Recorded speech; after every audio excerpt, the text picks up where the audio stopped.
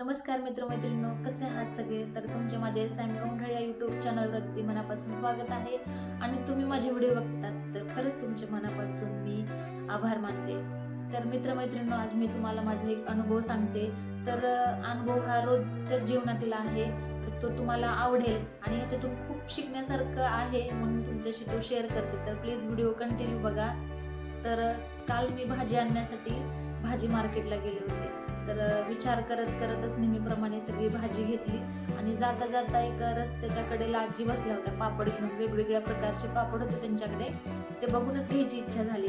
मग मी आजींना विचारलं की आजी कितीला आहे पापड? तर आजी म्हटल्या 20 रुपयाला आहे. मी म्हटलं अरे बापरे, एवढी छोटी पॉकेट 20 रुपयाला?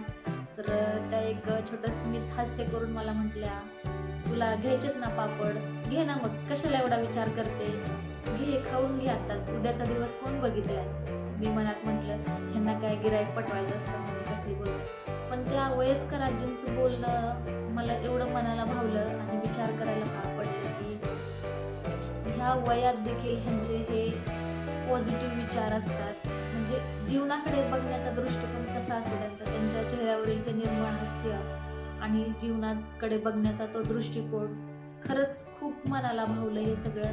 म्हणजे सांगायचं तात्पर्य एकच मित्रमैत्रिणींनो, परिस्थिती कोणतीही असू द्या, एक स्मित हास्य आपल्या चेहऱ्यावरचं म्हणजे ते समोरच्याला एवढं आकर्षित करतं आणि खूप असं म्हणजे जगण्याची इच्छा आणि आनंद निर्माण करतं.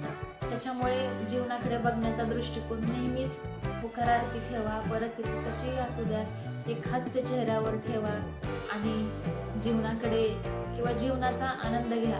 उद्याचा दिवस कुणी बघितला. त्याच्यामुळे खरंच सेल्फ रिस्पेक्ट जपत जपत आनंदाने जीवन जगा, हीच विनंती. तर तुम्हाला व्हिडिओ आवडला तर प्लीज व्हिडिओला लाईक करा, शेअर करा आणि चॅनलला सबस्क्राईब करा.